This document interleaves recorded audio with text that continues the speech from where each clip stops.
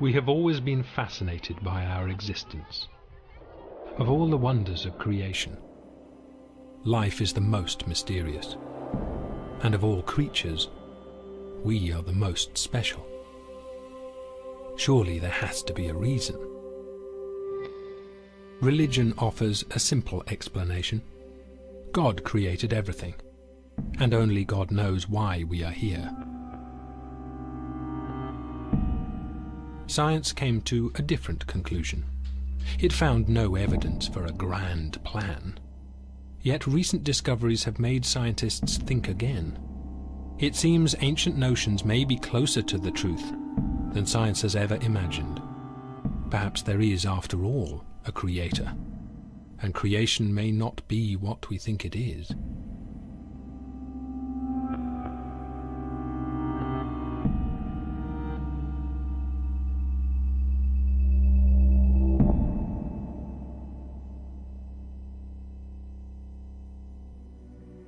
Every religion has its own fantastic story to explain our creation. From God making the universe in 6 days, to an endless cycle of universes created from dead ones, to the whole universe being created in a single divine breath. And one idea underpins all these beliefs. Human beings have a special place in this universe. We are here for a purpose. But as science investigated our origins, a creator became unnecessary, and our special place less special.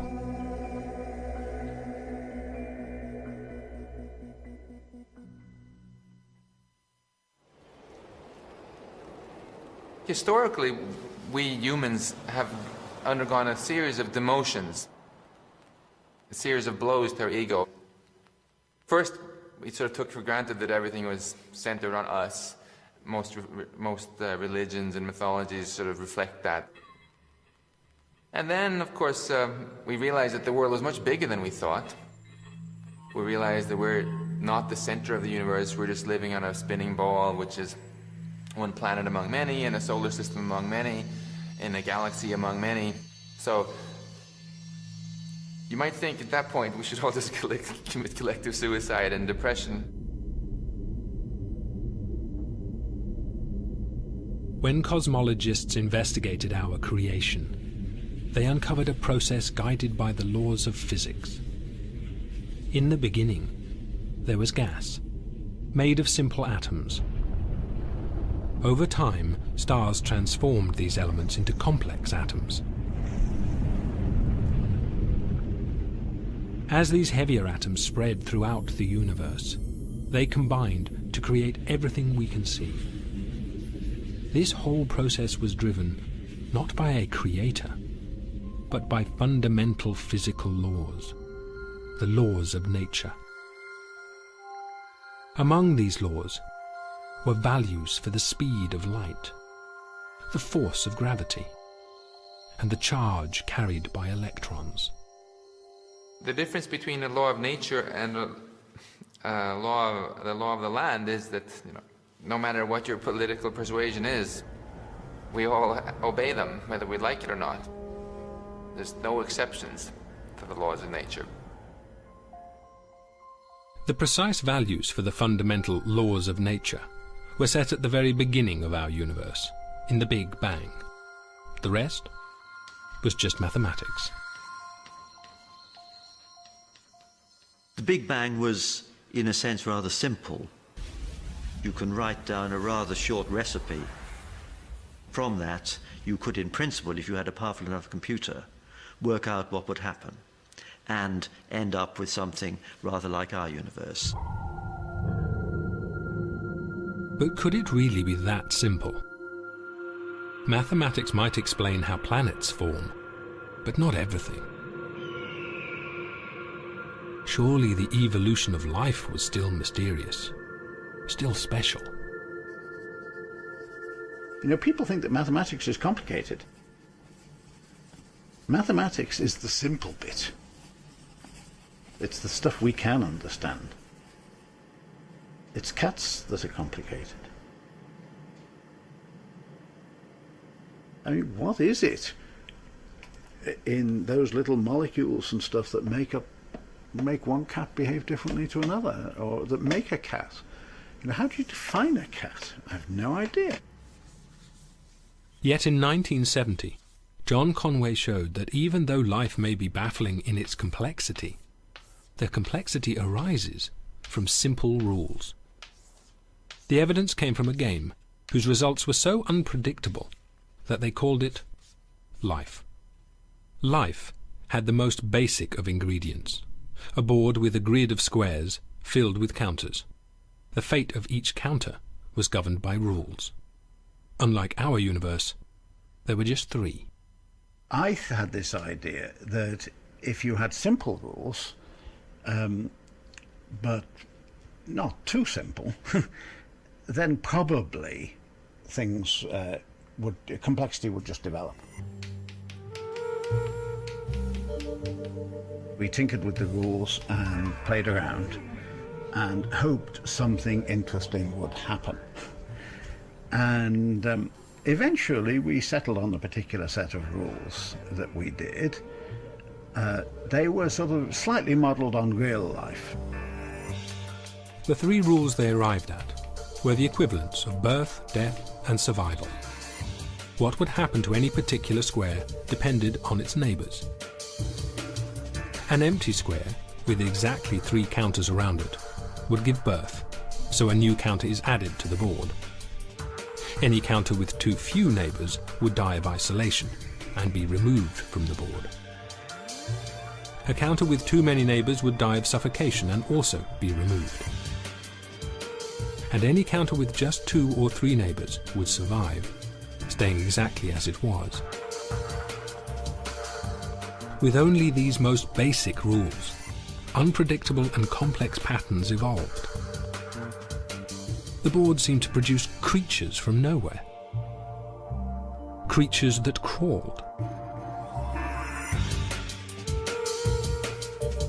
Creatures that fired out smaller creatures.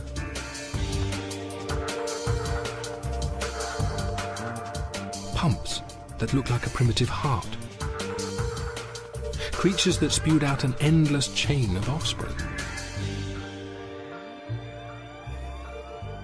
My little life game is surprising because from the simple rules one wouldn't expect to find things that move in a sort of purposive manner and surprise us. That's, I suppose, why we call it life. It mimics life to that tiny extent. Like a little mini-universe. Science dismantled the notion of life created with a purpose. In this rational universe, there's no need for a creator. There was no design in life. No design whatsoever. It behaves interestingly just as a consequence of random behavior.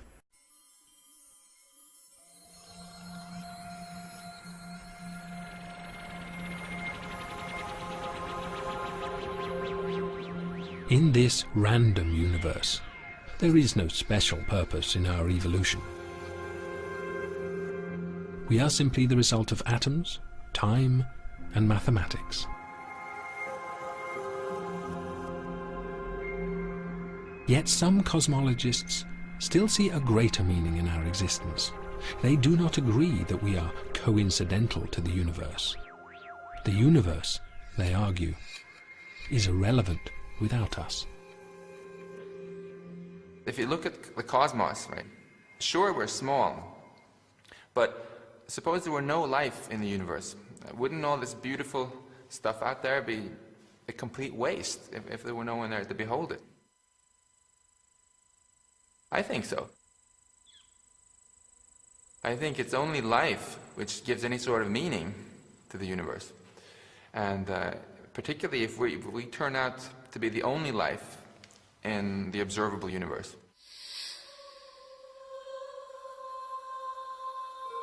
It is called anthropic reasoning.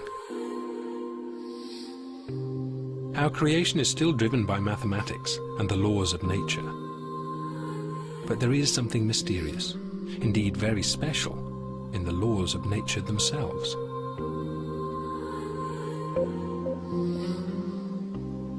It looks in some respects as though our universe is rather special. We know the universe allowed our emergence, but it's quite easy to imagine a universe with slightly different properties, in which neither we nor anything as complicated as us could exist. We can imagine, as it were, turning the knobs which were set up at the time of the Big Bang to determine how it expanded and what it was made of. And if we turn the knobs very slightly, we find that we would end up with a universe that would not be so propitious for the emergence of life. Take gravity, perhaps the most familiar of the laws of nature. Its value determines how much things are attracted to each other. From us being stuck to the Earth circling our sun, to the stars held in place in remote galaxies billions of light years away. Just the tiniest adjustment to the value of gravity in a computer simulation of the Big Bang, and our universe doesn't emerge at all. For example, if gravity were very strong, then anything as big as us would get crushed. If there were no gravity at all, then no stars would be able to form because they're held together by gravity. No planets either. And the other laws are equally fine-tuned. Any slight adjustment to their value, and we would never exist. There is no known reason why these values should be set as they are, yet they do seem to be fine-tuned to allow our creation. To some of us, not all, to some of us, it looks like we have to live with the idea that the constants of nature, the laws of nature, everything that we know about, somehow was influenced by our own existence. This is something which physicists hate the idea of. Most physicists want the world to be controlled by pure mathematics, not by our own existence. Perhaps there is a rational explanation for why the laws of nature were set so precisely at the birth of our universe. Until we fully understand those first moments, we should not assume any special reason for their values.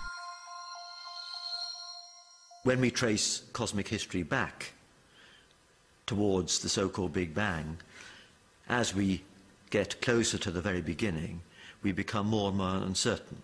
That's because conditions then become more extreme. We lose our foothold in experiment because conditions are more extreme than we can simulate or achieve in any experiment on Earth. So there are great uncertainties. For a while, mainstream cosmologists were content that once we understood better the underlying reason for the laws being set as they are, fine-tuning would no longer seem so mystical, and would once again fall within the realms of physics and mathematics. The general view of this, for most physicists, is that these fine-tunings are largely accidental, that the constants of nature are determined by some mathematical principles which have nothing whatever to do with our existence. Impersonal, mathematical, and we were just incredibly lucky that that mathematics happened to give rise to a universe with all this kind of fine-tuning, just precisely so. And so the anthropic principle existed as an interesting but eccentric theory.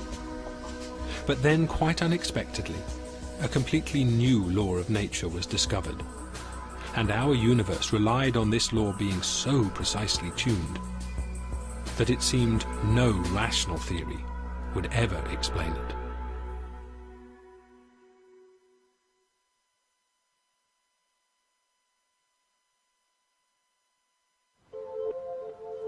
Our universe seems to be defined by a set of numbers which in some sense look special. If we had different numbers, we would end up with a sterile universe. People react to this seeming coincidence in a number of ways. You could say it's the outcome of some kind of design or providence. We could say it's a brute fact we have to accept, because these numbers might be determined by some theory which we haven't yet discovered.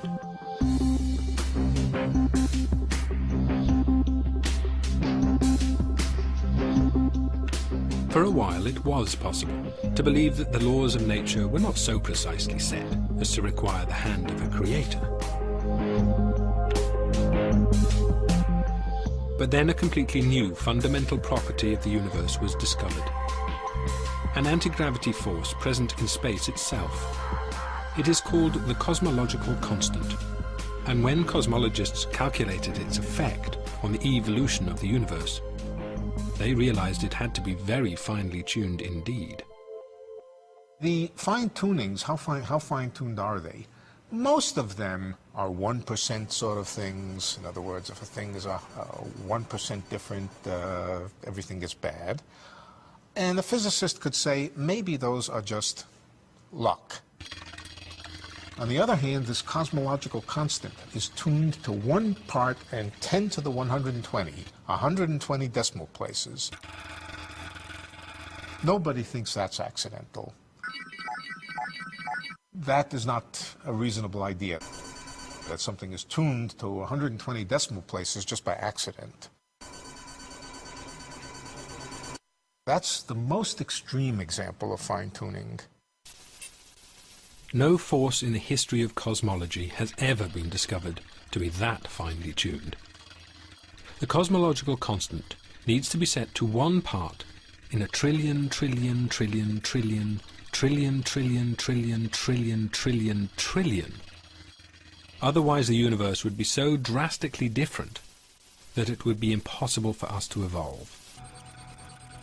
That the cosmological constant arrived at such a tiny value by chance seemed to be out of the question, but the alternative explanation was also impossible to contemplate. Physicists did not want to accept the idea that the laws of nature might be controlled by well, the benevolence of nature. There should be no reason why the luck should just have it that we can exist. It's too much, it's a stretch. It's much too far to stretch. It seemed that hidden in the laws of nature was a value so precise that it was impossible to deny that our universe was designed. But a designed universe requires the existence of a designer, a notion that even the anthropic scientists did not want to entertain.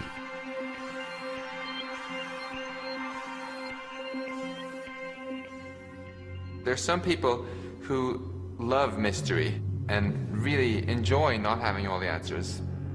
And then there are other people who fear mystery and uncertainty and just want to. They would be delighted if you give them a little book, you know, whether it be Mao's Little Red One or some particular religious book that says, here's all the answers, okay, now go off to work and don't worry about this anymore, it's all taken care of.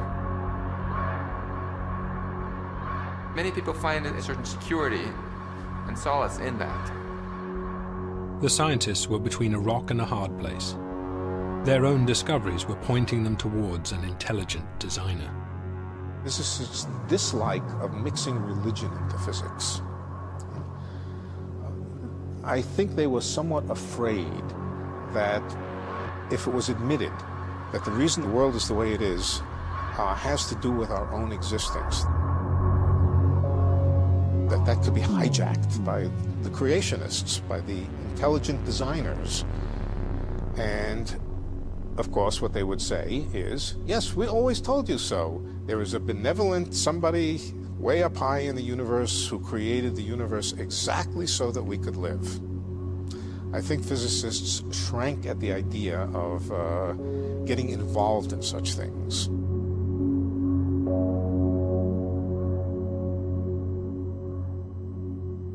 Some people say that this apparent fine-tuning of the universe is a brute fact. We wouldn't be here to worry about the issue otherwise, and that's the way things are. Others are a bit more perplexed and invoke providence or a creator to explain that things were set up with the aim of producing a complex universe. Some people are satisfied with a religious explanation, whereas I think it is a scientific question which deserves to be addressed by cosmologists.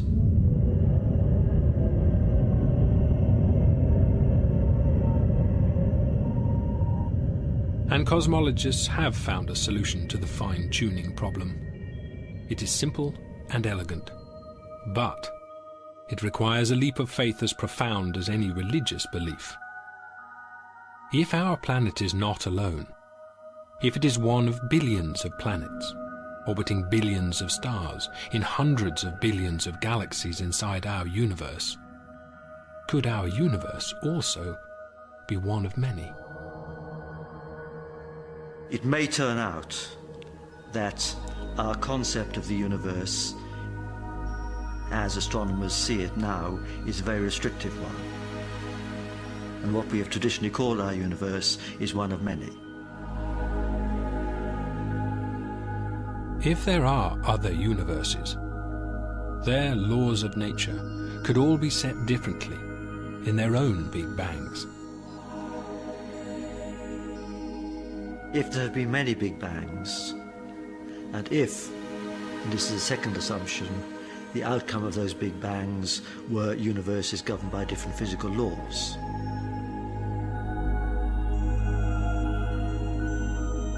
then we could imagine that there would be one universe governed by any particular law we care to envisage.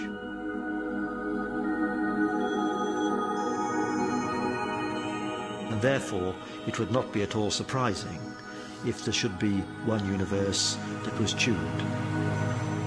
If our laws of nature are only one set of values amongst a limitless possibility of others, then the fine-tuning of our universe once again falls within the laws of chance. Our law of gravity would be but one of trillions of different values for gravity. The same goes for the cosmic constant, for atomic charge, even the numbers of dimensions. Suddenly, amongst all the many possibilities, it's not so surprising that at least one possesses the precise set of laws that allow human beings to evolve. If you go into a clothes shop and there's a large stock, you're not surprised to find one suit that fits. Whereas if there's only one suit, you are surprised. So many universes governed by different laws would remove any reason for surprise at the apparent fine-tuning in our universe. With one mighty intellectual bound, cosmologists could once again happily accept that our universe suited our existence precisely, without the need for a fine-tuner, a creator. Martin Rees coined a new word to describe the idea. If it turns out that there's more to reality than just our Big Bang, or the aftermath of our Big Bang, then we have to either redefine our universe or use another word, and I've chosen the word multiverse to describe this whole ensemble of Big Bangs, this whole ensemble of universes. The concept of the multiverse saves the scientific universe at a stroke.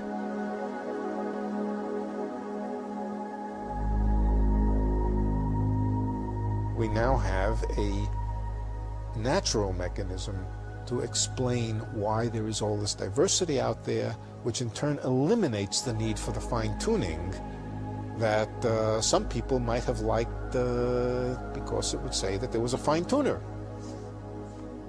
We don't need a fine-tuner. Yet theoretically, these other universes will always be beyond the scope of our telescopes. So is the multiverse really a scientific solution? One thing which people often object to when confronted with the whole multiverse idea is saying this can't be science, talking about all these things you can't see.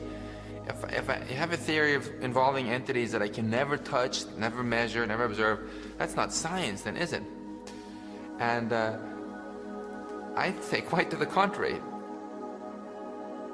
What makes good science is not whether you can see it or not, but whether you can rule out the theory or not. Having raised the possibility of other universes, cosmologists started to wonder what they might be like. And as they wondered, they found logic had set another trap. The multiverse idea had set them on a path that led them back, once again, to a creator.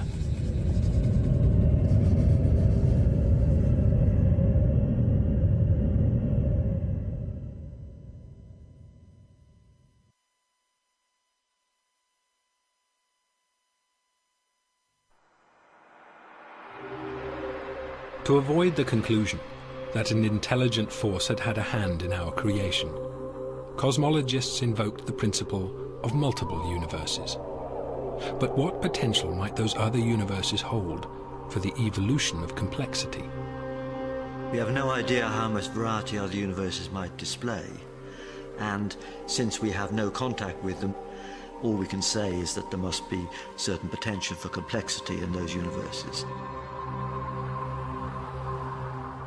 It's easy to imagine universes that would be less propitious for life than ours, but of course we may not be in the optimum universe in a sense. We can imagine universes that might be more propitious. These of course will be potentialities far beyond the powers of our brains to conceive, but we can't assume in this grander cosmos that there couldn't be other universes displaying more complexity than ours.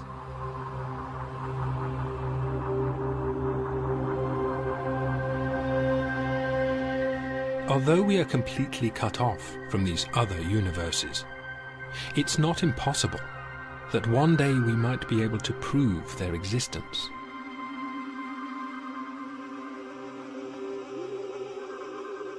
I think it's a question that we can't even address at the present. I think we simply have to rely on the ingenuity of future generations of physicists, or whatever they are call themselves at that time, to find their way into new ways of thinking about these things. The atomic theory was put forward by ancient Greeks 2,500 years ago. It took a couple of thousand years to verify it. It would not surprise me if it takes some fraction of that kind of time before we really absolutely understand these ideas, before we become totally comfortable with these ideas, before we say these ideas are hard, absolutely hard science. But can we ever know what these other universes are like? Somewhere, among this infinite collection, there must be those similar to our own. And some of them will be less evolved, and others much more advanced.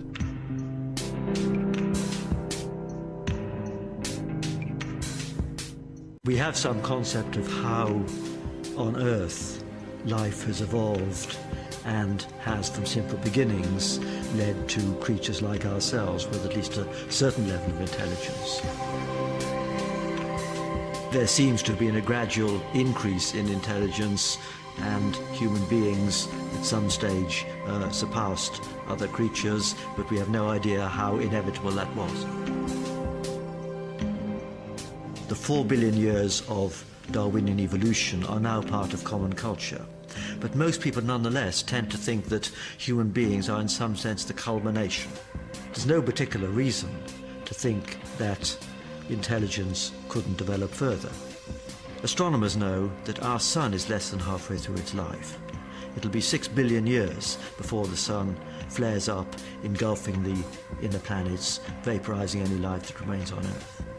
But any life that remains at that time won't be humans. It'll be life at least as different from us as we are from bacteria, because there's as much time for future evolution on Earth and beyond before the sun dies as there has been to get from the simplest organisms to us. So our future in this universe can tell us something about life in other more advanced universes. So what is the future for intelligence?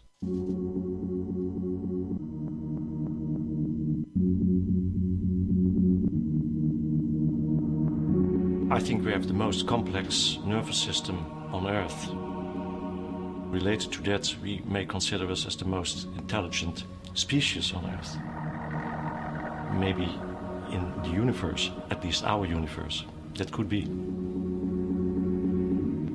We started with a chimpanzee-like brain, and it tripled in size over a period of 3 million years. You might wonder whether there's any expansion possible. Michael Hofmann has studied the structure of our brain and asked, would a larger brain increase intelligence?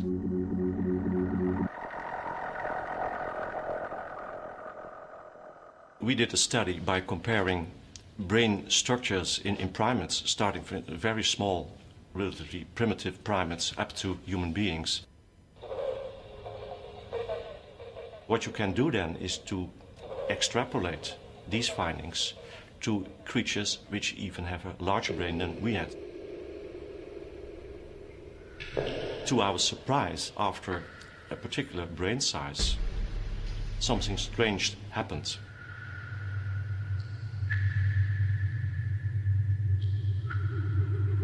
There is some maximum in intelligence, in processing power, in cognitive abilities, but beyond that point, you find a decrease in the number of structures in the brain.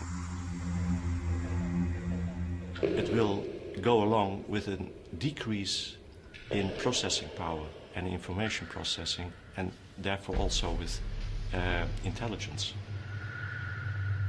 It seems that as the organ of intelligence, the brain has reached its limit. If it becomes bigger, communication between the different parts of the brain slow down, and it actually becomes less efficient. So it can't hardly be better than we do it now. That's in fact the conclusion of all these calculations. We can't change the technology of our brain. In a way, we are prisoners of our ancestors a million years ago, as far as the evolution of the brain is concerned. So unless nature invents a new way for organic intelligence to evolve, it seems that in this universe, intelligence has reached its potential.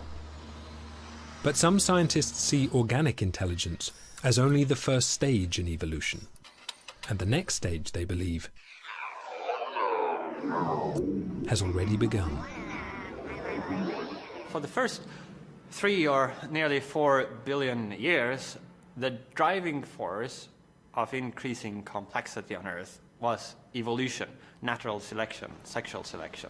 But in recent times, in the last few thousand years, it's not evolution any longer, but it's our cultural development that has taken over. And now this has been formalized into scientific and technological and medical development. That's where the action is right now.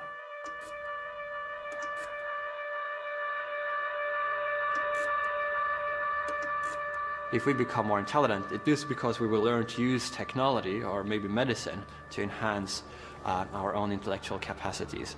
And that might happen within a matter of decades.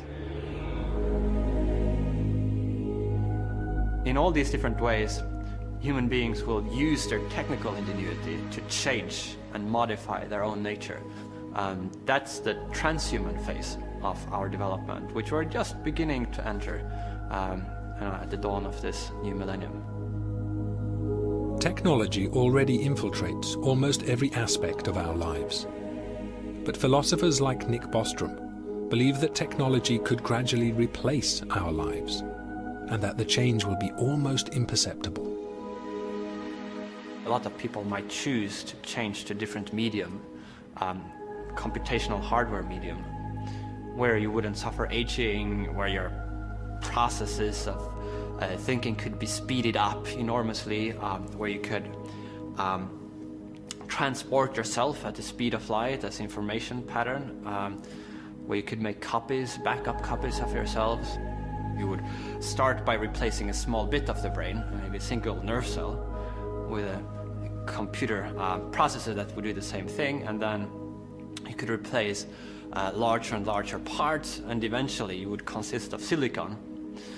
And that sounds really scary and bad, but if at no point in this process you noticed any difference, and if you ended up with just the same mental life as you had before, then you might think it doesn't really matter so much whether I'm made of silicon or carbon, what's inside my skull, or indeed whether I have a skull or my whole mental life is implemented on a computer. But what matters rather is what you think and feel and do and how you relate to others. Technology could take intelligence beyond the natural capacity of our biological brains. Through technology, our universe could evolve superintelligence. The concept of superintelligence roughly means any kind of intellect that vastly outstrips anything that's possible for humans to do. It wouldn't just be a really clever human. It would be a large, by a huge amount, superior task. There wouldn't be a confusion about whether it really was very smart or not. It would be on a completely different level. We obviously can't conceive of what a superintelligence might be able to achieve any more than a dog can appreciate quantum mechanics. But we can at least quantify things by thinking about computers. We can think about the processing power of computers and the kind of calculations they can do, the degree of complexity they can simulate. We know that over a few decades, computers have evolved from being able to simulate only very simple patterns to being able to create virtual worlds, as it were, with quite a lot of detail in them. And if the computers in this new era are powerful enough, they will be able to simulate the events at the very start of our universe, to test the underlying principle that set our laws of nature so precisely, to play with the parameters of creation, to see what might evolve.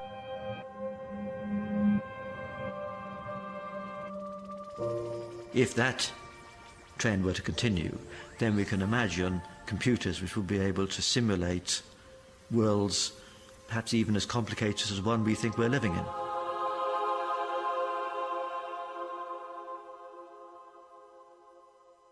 Of course, this raises a philosophical question: could we ourselves be in such a simulation?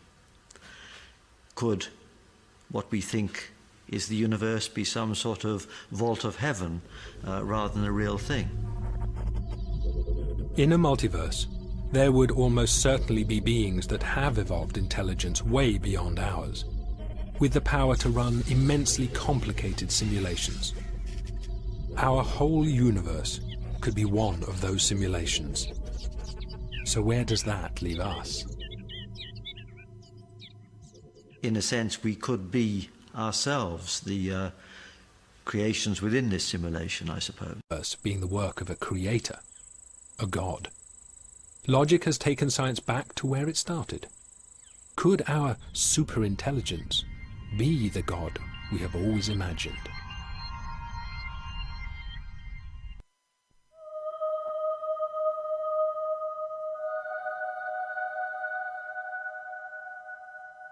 Well, the simulation hypothesis, which is that we are currently living in a computer simulation, should be understood literally.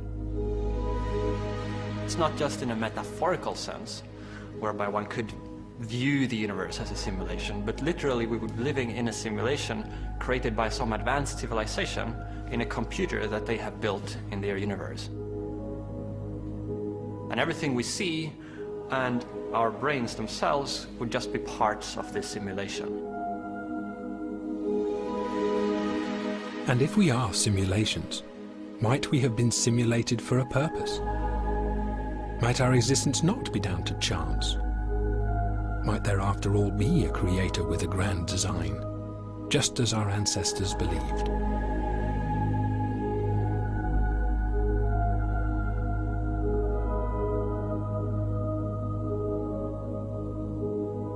The simulation argument is based on empirical considerations about the levels of computing power that would be available to an advanced civilization.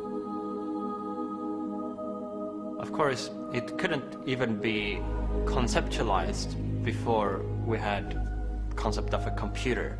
So it's really only in the last several decades that the hypothesis could even be entertained. The creatures crawling across the board in the game of life are little more than blips of data. Nevertheless, they lend eerie support to the simulation hypothesis.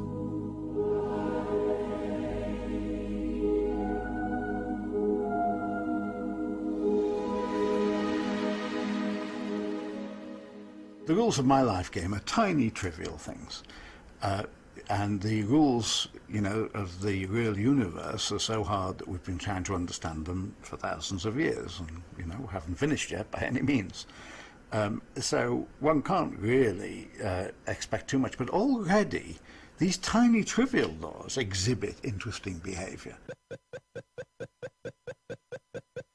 It proved an important point, which is that a system like this could have some of the properties of the real universe. So in a way, its design was copied, but in a very trivial way, from real-life biology. And so it's rather nice that, you know, correspondingly, it became a kind of artificial biology.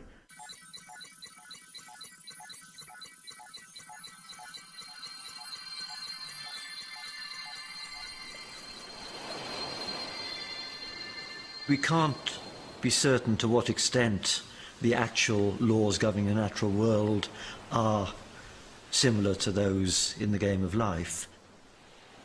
We do know that the laws governing the natural world are simple. We can write them down in simple equations, we can program computers to simulate them, and from great simplicity we derive immense complexity. And if our existence is inside a simulation, are we real at all? Speculations about the nature of reality and whether it might be an illusion or a dream goes back for hundreds of years or thousands of years. Philosophers have been pondering these questions. If we are in a simulation, does that mean that nothing is real? I think a better way of viewing it is that it would mean that reality is something slightly different than we thought. For most practical intents and purposes, you would still behave as you would do anyway. We have no reason to get depressed by sort of philosophical implications of these things, because, you know, the everyday aspects of life are always going to feel the same, regardless of whether we actually have free will or not, regardless of whether the universe is going to end in a big rip or a big crunch, you know. And I think for all the thinking we humans like to do about the big things, what really, really gets to us emotionally are the everyday little things. And they are what they are. If we are a simulation, then in the ways that matter to us, we are real enough. Whatever force has guided our creation, mathematical or intelligent, it has constructed from simple atoms a creature capable of thinking beyond the limits of physical investigation. These kinds of arguments show at the same time the limitations to the reach of the human intellect, in that we're discovering how our little corner of the world might indeed just be a small corner of a vastly bigger world than we never imagined. And that we might never, even in principle, be able to reach out and look at the other parts. And at the same time, these arguments also emphasize the astounding reach of the human intellect, in that we can begin to formulate theories and hypotheses that extend way beyond the world around us that we're evolved to cope with. How many lions entered the cave? Will it rain later this afternoon? What does that person think of me? These kind of very down-to-earth issues that our brain evolved, but it turns out that they can be used to begin to grapple with these fundamental questions of existence and the nature of the world. In searching for an alternative explanation to the religious accounts of our creation, cosmologists have uncovered a possibility that seems incredibly similar. An all-powerful, all-knowing, super-intelligent being. An entity whose motives are unfathomable and whose existence is unprovable. It's very important for us physicists to not dismiss ideas just because they are weird. Because if we did, we would have already dismissed atoms, black holes, and all sorts of other marvelous things.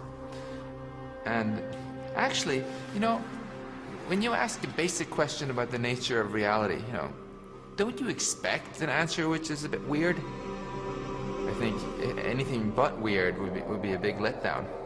And so frankly, I think, you know, let's just accept that the universe is weird and view that as part of its charm. There's no particular reason why our human brain should have evolved just far enough to be able to assimilate the deepest levels of reality. What is amazing is that we've been able to make so much sense as we have of the external world. I believe when the history of science is written, then what's been discovered about our universe in the last decade or two will be one of the most exciting chapters. But the key question, of course, is what we still don't know, and that is the challenge for the coming century.